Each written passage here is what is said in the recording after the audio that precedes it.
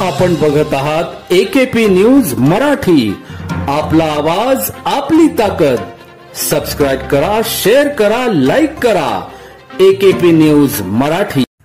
25 September रोजी Nashik road railway RPF पोलिसांना Malvan police स्टेशनकडून मिळालेल्या माहितीच्या आधारे पत्नीवर ॲसिडचा हल्ला व मोबाईल चोरून फरार झालेला शब्बीर गुलाम मोहम्मद खान राहणार अंधेरी पूर्व मुंबई हा पत्नीवर ॲसिडचा हल्ला व घरातील सासऱ्यांचा मोबाईल चोरून फरार झालेला आहे।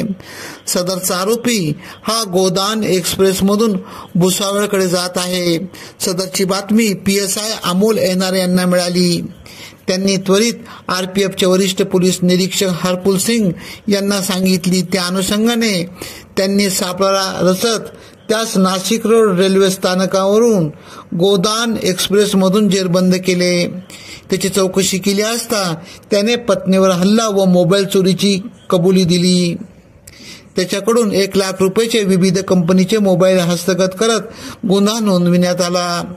सदरची कामगिरी आरपीएफचे वरिष्ठ पोलीस निरीक्षक हरपुल सिंग यांच्या मार्गदर्शनाखाली PSI Amol Enare, ASI Dinesh Yadav, police हवालदार विशाल पाटील, पोलीस कॉन्स्टेबल मनीष सिंह, दादासाहेब सादरे यांनी केली। पुढील चौकशी कामे आरोपीस व मुद्देमालासह मालवण पोलिसांच्या ताब्यात देण्यात आले आहे। एकेपी न्यूज साठी ब्युरो चीफ अनवर खान पठाण, नाशिक।